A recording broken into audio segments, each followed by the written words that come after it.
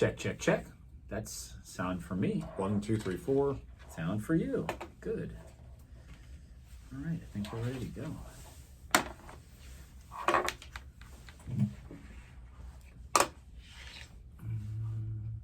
Escape.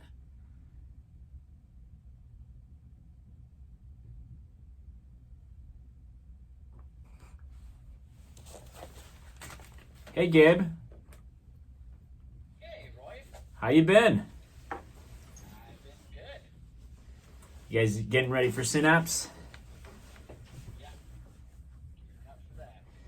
Some big names coming, right? Yeah. It looks like it's going to be pretty good. Mm. Looking forward to it. I'm Rick. Thanks for joining us. Hey, Of course. Do you want me to fix that one camera shot a little better? So it has less wall or less if you want to. just an inch.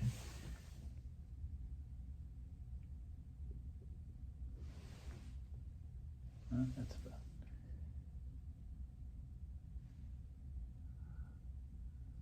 There you go. Yeah. Get your full shoulder in there. And we're just waiting for Oh, yeah. Lauren. So yeah, we're waiting for Lauren.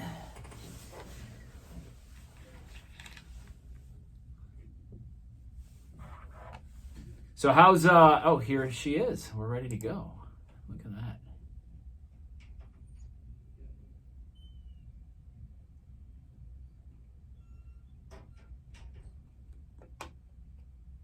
Hey, I'm Rick. Thanks for joining us. Hi Lauren. Hey. I'm Roy. Hello, Rick and Roy. Okay. Hey, Lauren. Hey, Gabe. How are you? So everyone knows each other. Hey, Gabe, go way back. You taught me about Bitcoin, and I still don't know a lot, but. And I just saw that you'll also be presenting at Synapse next week. Or you'll be giving a speech? Gabe? Or me? You. Me? Oh, I'm moderating a panel. Oh, okay, moderating panel. Yeah. Totally fun. So is this podcast for like Spectrum only customers? I asked Alexis. No, people can listen to the podcast from anywhere. And there's both an audio and video version of it. The video version goes up on the Bay News 9 website, and anybody can watch it if they haven't watched too many videos already for once a month or something like that, if they're not a customer. But if it's somebody from outside the area that doesn't go to our website all the time, they can watch the video, or they can go to all of the podcasting sites, search for To The Point Already, and they can listen to it from anywhere. If you guys are ready, I think we are. Yeah. Roy and I are going to get started, and then we'll start the show, and then we'll bring you guys in. Hi, this is Rick Elmhorst along with Roy DeJesus, and thank you so much for listening to or watching this edition of To The Point Already. This week, Roy, we're taking on a subject I know very little about, I'm confused about, and that is non-fungible tokens, cryptocurrency, and the blockchain. And Roy, I want to start out with a kind of an interesting story from my past. I was a teenager, and my great aunt Beth, I was over at her house, and this would have been the 1970s. She's probably, I don't know, in her 60s at the time, 70s. And she starts talking about TV. She just doesn't understand TV, how all this goes over the ether waves, and then there's a picture and everything. And she shook her head and kind of covered her face, and she said, I just don't understand this. Well, I was an early adopter of the internet way back in the 1990s. When AOL came out, I got it. I was like sending and receiving audio files as file attachments. And I've always kind of prided myself that I'm not like my Aunt Beth.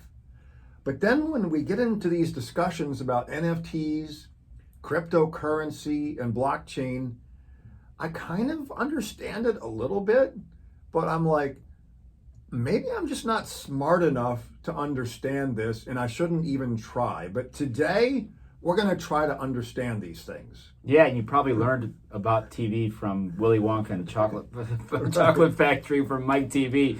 But yeah, I mean, it's a new technology. I kind of know a little bit about it. I've been talking about it for a few years with some of our guests today, and you know, it's the new frontier. So definitely, there's a lot of news about it right Yes. now. It's everywhere, and hopefully, we can better understand it and have the audience learn a little bit more about it as well. We've got 3 guests today. Lauren Coffey with the Tampa Bay Business Journal. Gabe Higgins, he's the co-founder of a Tampa technology company, Block Spaces. And Zach Brown, he's a financial advisor. We're going to start off with Lauren and Gabe. And Gabe, all right, you're smart enough and understand this technology enough to know what you're talking about. First of all, what is an NFT?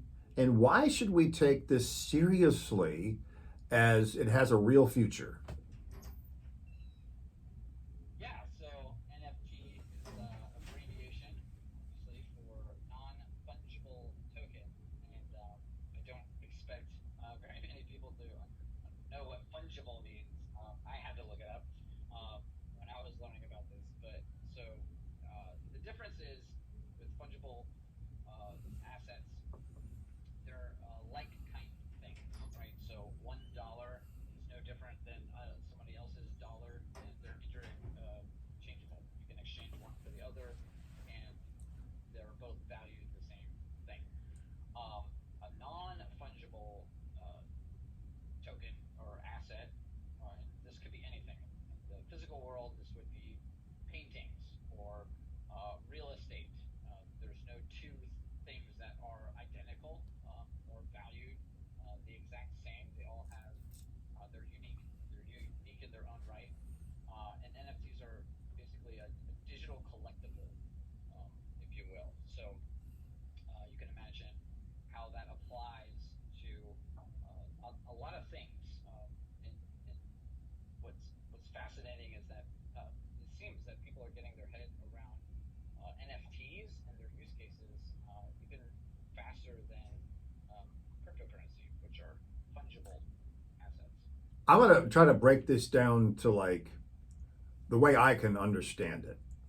I've watched a couple of really good documentaries about art cons where people paint paintings that are supposedly by a really famous artist, and that makes them very valuable. That's something that people just decide in their head and they kind of make it up because we've decided this artist is important, everybody believes that, or enough people believe it, so they're going to pay a whole bunch of money for it, and then it turns out it's not the real thing. So I guess an NFT has a provenance, and you can prove that this artwork or whatever it is an original, and because of the technology, you have a built-in provenance for this NFT. It is yours. And if people decide it's valuable, I guess if somebody's willing to pay money for it, it's valuable. Is that kind of work? Yeah, that's pretty much it in a nutshell. That's how it works. And it could be very confusing as to why people value such things as high as they're going for. I definitely can't explain that aspect of it, right? But as far as what these are and how they're being utilized, that's correct. So give me one example of an NFT that's famous as an NFT. What is it? Who's got it? How did they get it? How much is it worth? Oh my gosh. So I think the one that gained the most notoriety as far as artists go is an artist called who goes by the name People. So you can look up the story. He put together an NFT that was basically a collage of a lot of his art pieces that he's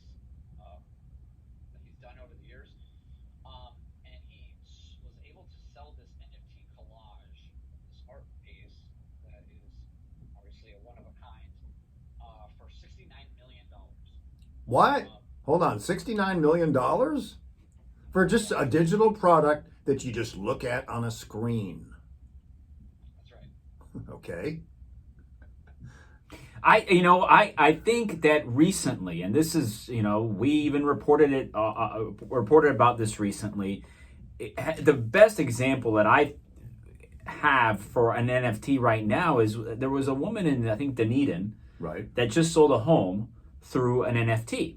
And the simple way to explain it is that the NFT is basically the e-document that one would have to sign anyways through a bank or and go through the title company and all that.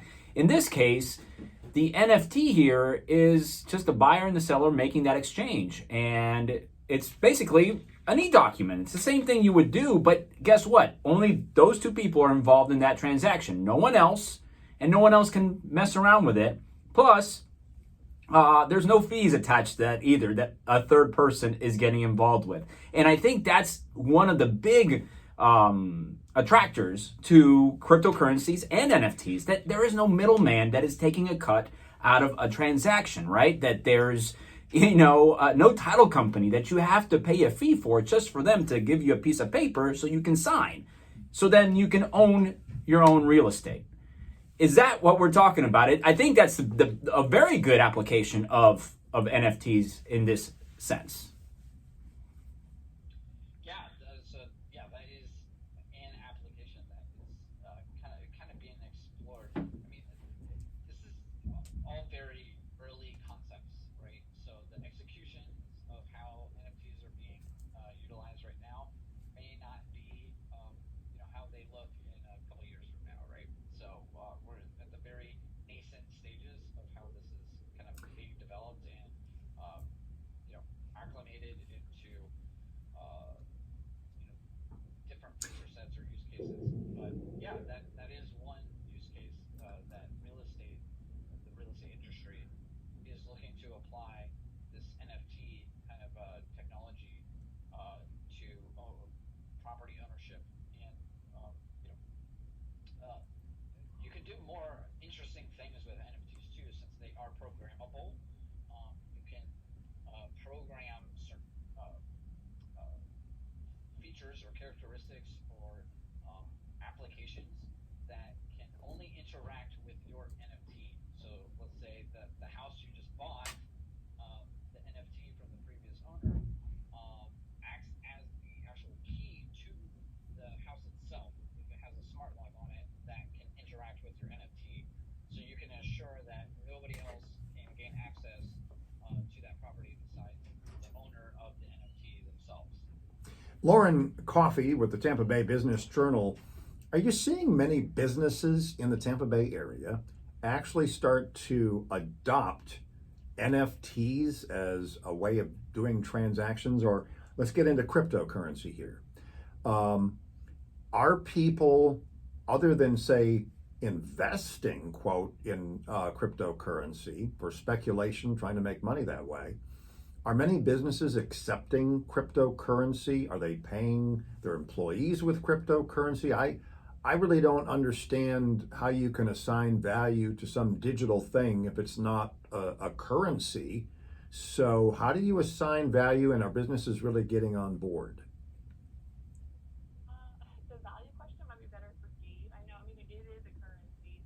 So there are certain startups that are being splashy and saying we're going to pay, our employees half their paycheck in Bitcoin or whatever crypto they choose. I know, Campus Mayor Jane Castor decided to take some of her paychecks in crypto, as well as Miami's mayor. So I think it's more of a, not as, I don't know, not an inauthentic thing, but it's a way to kind of be splashy and say like, hey, I'm into innovation, I'm into this kind of thing, and I'm just gonna make a little statement about it. So I mean, it's a good marketing tactic for something else to kind of show like, we're with the times and we're gonna book along with what's going on in the world. Yeah, I've seen that. There's the new technologies are permeating through society. It's happening, right? Recently, the Senior Bowl, they usually give a player that participates in this football game a playing card, right? Like the old Topps baseball cards, but they'll give the football player card. This year, they gave him an NFT, right? NFL players are taking their salaries partly in some in full in cryptocurrencies. So it is happening, and I think like what Gabe was alluding to with the transaction of a home, if you have a key that can only open your house, then there's that technology that has an application. And I think as more of this technology gets accepted and used, like, back in the day, there were a very limited amount of plasma widescreen TVs that everyone could afford. Now they can. Back then there was a limited number. So, on the valuation and what people are doing to invest in cryptocurrencies. Now that's a great question that Rick definitely has some questions for Gabe about.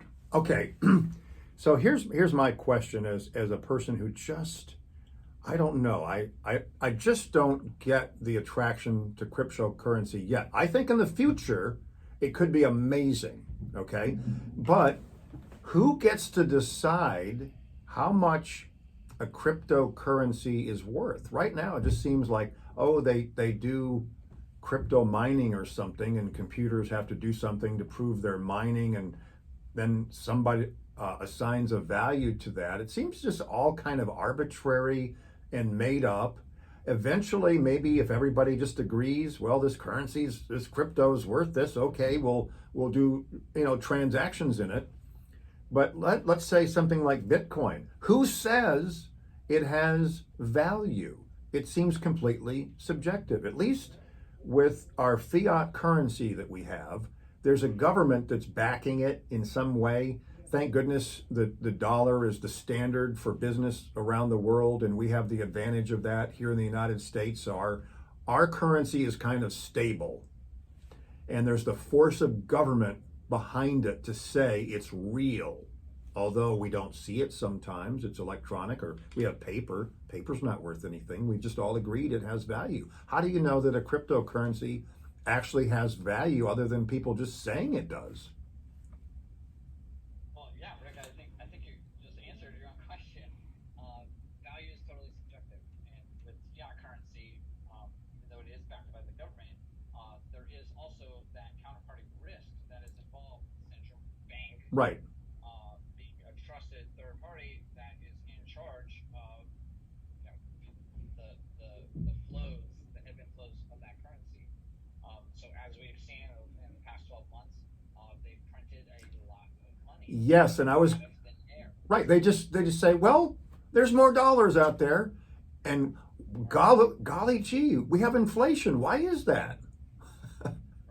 I just lost 7% of everything I own in currency this past year because of inflation.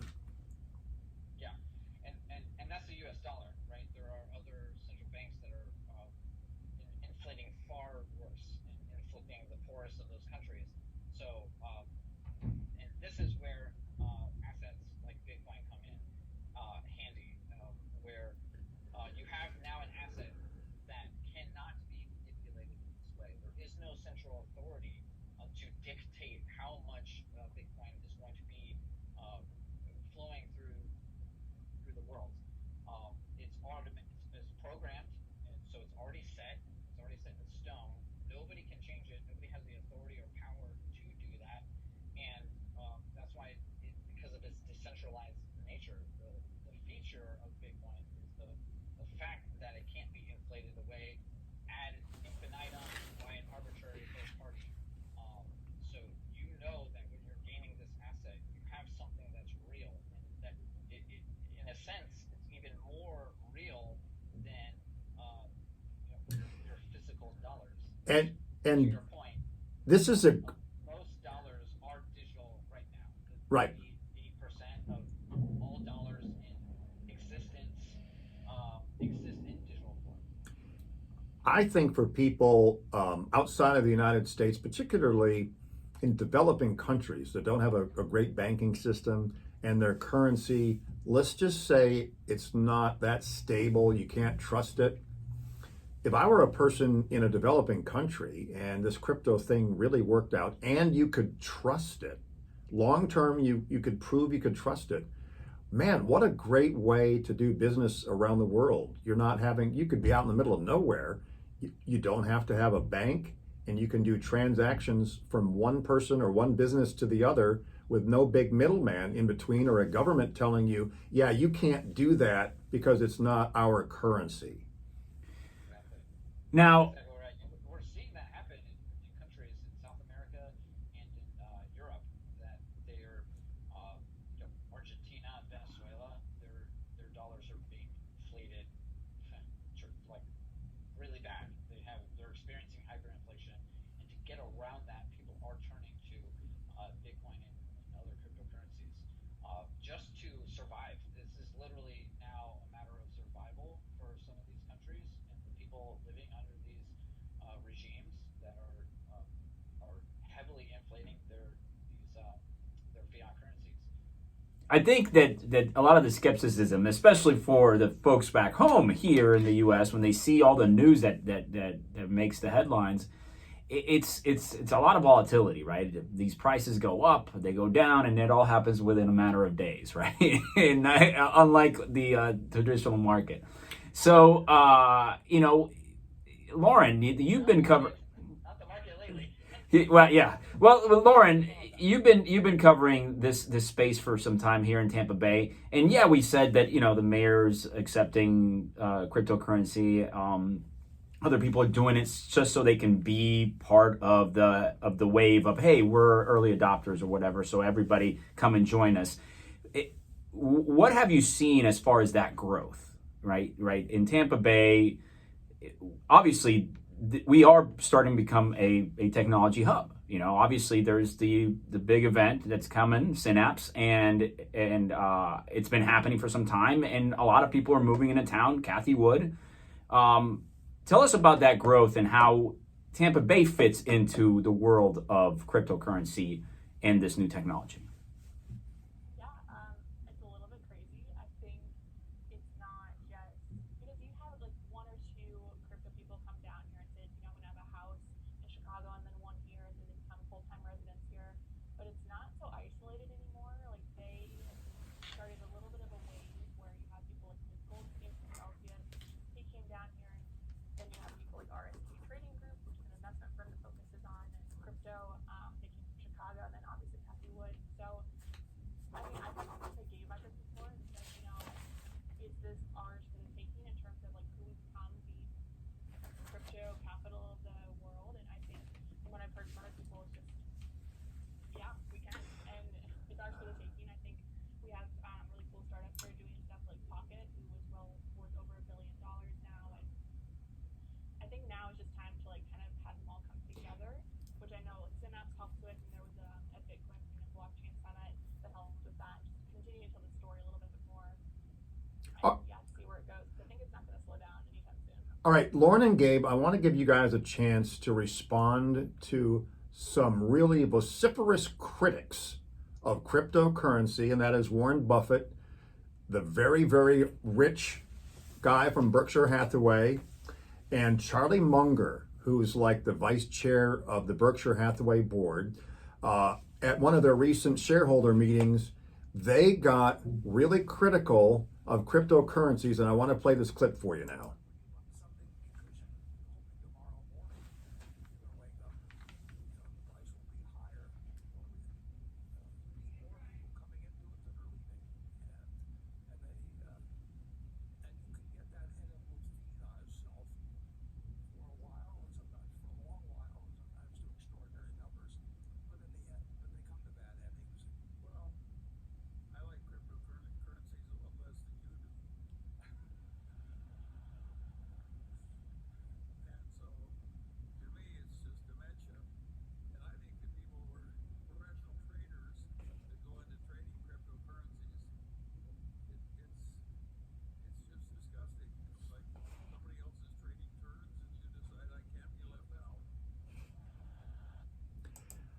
Okay, that's the idea of maybe speculating in cryptocurrency, and the question is, does it have any real tangible value other than people just saying it does?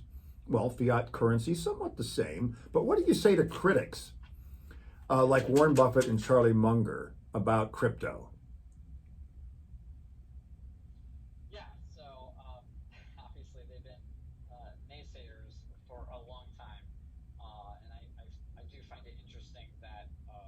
majority of the world has actually come around to, we'll say, my side of the aisle. So maybe they're like my aunt. Are they like my Aunt Beth?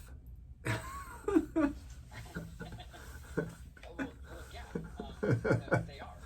And as we see, at this point, every single major financial institution has some kind of cryptocurrency plan in place or being rolled out soon. PayPal now is accepting it. Square, Cash App, Stripe, Visa, MasterCard. The list is getting bigger every day. So the point is that this is technology breakthrough, and this is what I think. Warren Buffett definitely doesn't understand technology. His core competency is not in technology at all, and this is fundamentally what we're talking about: is technology. And Right. Lauren, and this seems to be generational, right? Because we're seeing, like you mentioned, a lot of technology, startups coming down here, and they're not, the Oracle of Omaha. Right, I don't know. I feel like it's a little bit of a cop out. Like you can be not a millennial or Gen Z and still quote unquote get it, and you can be a Gen Z and say, I don't really understand blockchain. I don't want to get into it. It's more just like if you think it's a passing trend or not. I'm not for or against blockchain, but like I think it is very short-sighted to say like no, this is gonna just go away. Like it's been around for a long time. It's getting more popular. I don't think. I mean, like what Gabe said, like people like Visa and Mastercard are just like jumping on a trend at this point. So. Real quick, because we're running out of time with you guys, we haven't gotten into blockchain technology. So, Gabe, in 2 minutes, explain for the not so informed people like me out there what is blockchain and why is it, I guess, the future of the internet? Yeah, so blockchain is the breakthrough technology that we're talking about, right? What enables or powers these crypto assets to be a thing is the invention behind it. So we're used to having digital information that can be copied and ad infinitum, right? There's no restriction to how digital information can be copied on the internet, right? I can take a picture, I can send it to you, you can send it to 100 other people. There's no restrictions or guards there. With the invention of Bitcoin, Bitcoin actually solved a long-standing computer science problem. This is what a lot of people miss, is that it's an invention. It's a technology invention that restricts, for the first time, digital information from being forged, manipulated, copied in that sense, where you can copy and paste the exact same replicated digital asset. That is no longer the case. We now have a way to track digital assets in a way that doesn't rely on a third party or trusted entity or provider to track and restrict those for you. You can have different parties online facilitating transactions on a blockchain without in a peer-to-peer manner. So that's the magic sauce here, is that we now have a way to have digital assets exist in a way, in a manner that we can now transact with them as if they are real physical things. And that wasn't the case before. In the history of humanity, I would say never bet against technology. I'm recalling the first time we spoke, Gabe, that was about 5 years ago, and I just looked it up. Bitcoin was hovering around 10,000, the price. Now it's at 44,000. So the naysayers back then certainly weren't right. And we'll see what happens 5 years from now, right, with NFTs and this technology moving forward. All right, Lauren Coffey from the Tampa Bay Business Journal and Gabe Higgins, the co-founder of Blockspaces. Thank you so much for joining us on this edition of To The Point Already. Thanks, Rick. Thanks, Roy. Thank you very much, guys. Thank you, folks. Good luck next week. I hope you guys kill it. Thanks. No, this was fun. Are you guys going to be there at all? Probably not. I We're in here now. They caged us in. We're not going anywhere anymore. All right, have a good afternoon, you guys. All right, thanks. Bye. Take care. All right. So what do you want to do? You want to? Is the other guy when? We can't. I don't want to wrap up till we've talked to the Okay. other guy. All right. Do we need anything else here? I'm just thinking. We don't. We don't. We don't. We don't. We don't.